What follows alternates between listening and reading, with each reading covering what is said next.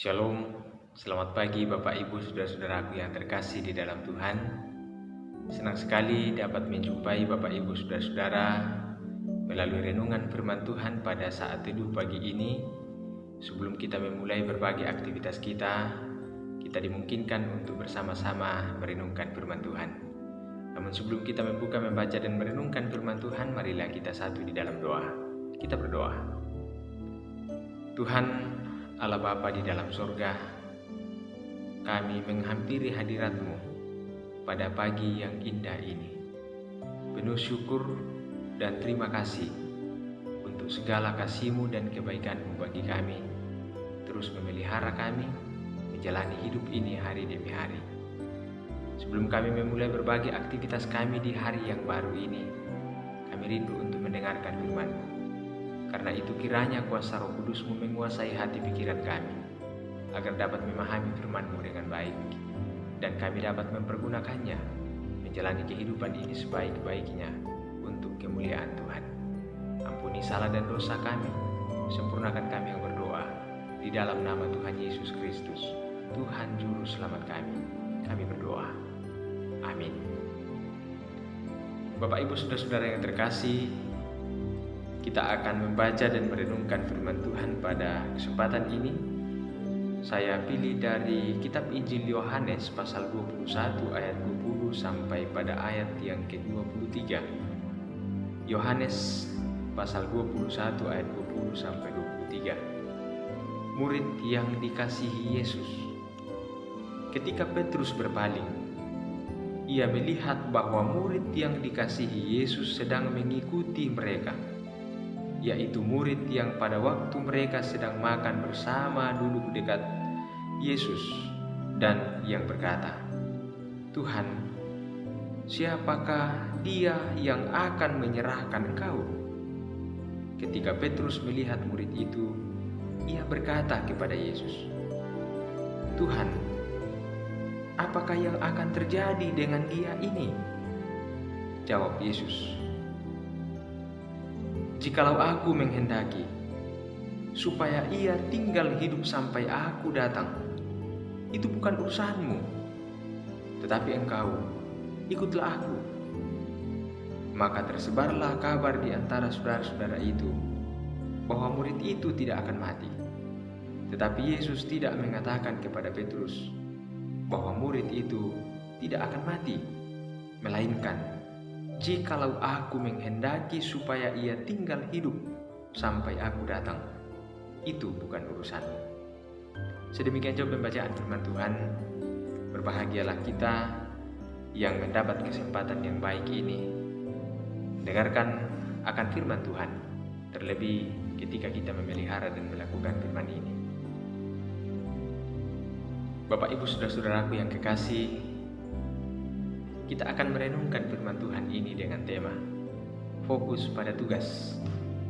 Fokus pada tugas. Saudara-saudara yang terkasih, ibarat seorang pembalap. Dia akan berhasil ketika dia fokus ke depan tanpa harus melirik-lirik pembalap lainnya.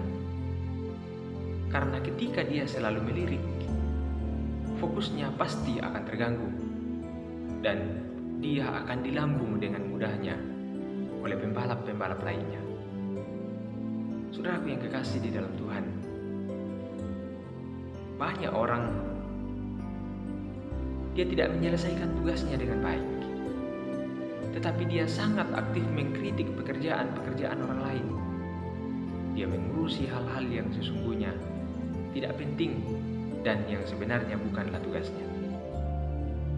Yesus menegur Petrus ketika dia nyinyir mengurusi hal yang tidak perlu dia urusi, dan seharusnya dia berfokus untuk tugas yang telah dipercayakan kepadanya.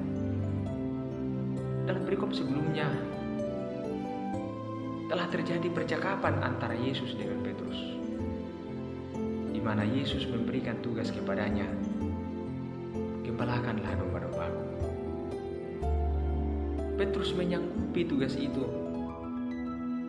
dan mulai berjalan mengikuti Yesus. Tetapi seketika ia berpaling dan melihat seorang murid yang lain yang dikasihi Yesus mengikuti mereka. Dan seketika itu juga perhatian Petrus tertuju kepada murid itu. Lalu dia bertanya kepada Yesus, apa yang akan terjadi kepada dia ini? Mungkin Petrus ingin membandingkan nasibnya dengan nasib murid itu. Ketika Yesus pernah mengatakan kepada Petrus dalam ayat 18,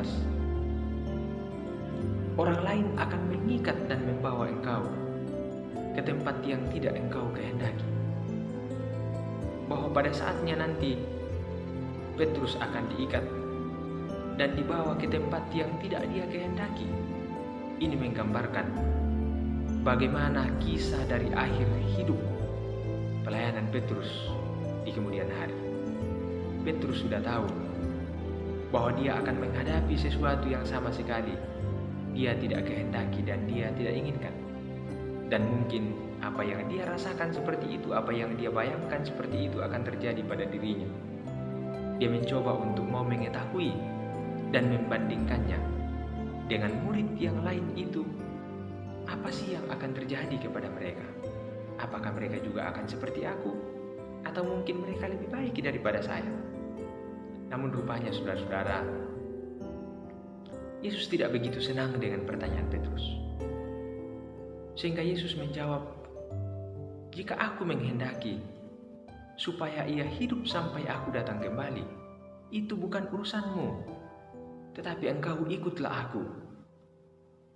Di sini jelas saudara-saudara, Yesus menghendaki agar Petrus berfokus untuk tertuju pada tugas yang telah diperuntukkan kepadanya, mengerjakan kehendak Tuhan dengan mengikuti Dia dan ketetapan-ketetapannya.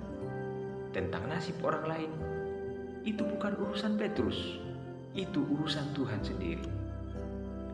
Di sini Yesus ingin mengubah cara berpikir Petrus. Ia menginginkan agar Petrus berfokus pada tanggung jawabnya, tanpa harus membanding-bandingkan nasibnya dengan nasib orang lain juga. Saudaraku yang kekasih di dalam Tuhan, kita akan sangat terganggu apabila kita selalu membanding-bandingkan nasib kita dengan nasib orang lain. Kita tentu akan kecewa dan iri hati ketika ternyata nasib orang lain jauh lebih baik daripada kita. Dan kita akan merasa lebih baik, lebih terhormat, lebih mulia dari orang lain ketika kita melihat bahwa nasib orang lain lebih buruk daripada kita. Karena itu saudara-saudaraku yang kekasih di dalam Tuhan, teguran Yesus kepada Petrus ini hendak mengingatkan kita juga. Marilah kita percaya bahwa Tuhanlah yang berdaulat mengendalikan setiap peristiwa dan nasib yang kita alami dalam hidup ini, baik kita secara pribadi maupun orang lain. Tanggung jawab kita bukanlah untuk kepo terhadap setiap peristiwa yang Tuhan telah buat atau yang Tuhan akan buat terhadap masing-masing orang. Tetapi tanggung jawab kita adalah bagaimana kita mengerjakan tugas dan tanggung jawab kita yang telah dipercayakannya kepada kita. Berfokus mengikuti jalan-jalannya akan memampukan kita untuk memaksimalkan diri kita pada berbagai-bagai tugas kerohanian kita, sehingga hidup ini mendatangkan kemuliaan bagi nama Tuhan. Tetapi engkau ikutlah aku. Kata-kata ini disampaikan kepada Petrus, juga sampai kepada kita semua. Tugas kita adalah mengikutinya dan melakukan kehendaknya. Tentang berbagai macam nasib orang lain, itu urusan Tuhan. Bukan tugas kita untuk kepo terhadap berbagai hal yang orang lain alami dalam hidupnya. Marilah senantiasa berfokus pada kehendak Tuhan, berfokus pada tugas yang sesungguhnya Tuhan percayakan kepada kita, untuk menjadikan hidup ini berkenan bagi Tuhan dan senantiasa mendatangkan kemuliaan baginya. Salam kasih kepadamu Bapak Ibu saudara-saudaraku sekalian. Tuhan memberkati kita. Amin. Marilah kita berdoa.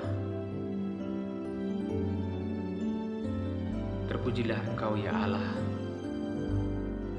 Tuhan pemilik kehidupan kami. Kami bersyukur untuk kesempatan ini Kau anugerahkan bagi kami untuk kami pergunakan pada pagi ini. Duduk sejenak mendengarkan akan firman-Mu. Berkati firman-Mu yang telah kami dengarkan ini. Biarlah kami dapat mengarahkan kehidupan sebaik-baiknya pada jalan-jalan-Mu, pada segala yang Engkau kehendaki dalam hidup kami, sesuai dengan firman-Mu. Biarlah kami sungguh-sungguh berfokus dan hanya tertuju pada maksud-maksud Tuhan dalam hidup kami. Mampukanlah kami Tuhan dengan kuasa Roh Kudus-Mu untuk menjalani kehidupan ini sebaik-baiknya. Ya Bapa di sorga, kami segera akan memulai tugas tanggung jawab kami. Kami serahkan di dalam tangan kasih-Mu berbagai tugas dan tanggung jawab yang Engkau percayakan. Biarlah kami dapat melakoninya dengan sebaik-baiknya dan sungguh-sungguh di dalamnya kami memaksimalkan semuanya untuk kemuliaan bagi nama-Mu. Ampuni segala keterbatasan kami Tuhan. Dengarkan kami yang datang berdoa kepada-Mu. Di dalam nama Tuhan Yesus, Juru Selamat kami. Amin. Bapak Ibu Saudara-saudaraku yang kekasih di dalam Tuhan, selamat beraktivitas. Selamat melanjutkan kehidupan yang Tuhan masih percayakan untuk kita jalani. Tetaplah berfokus kepada kehendak Tuhan untuk segala tugas dan tanggung jawab yang dipercayakan kepada kita untuk kita lakoni dari sehari ke sehari. Tuhan memberkati kita sekalian.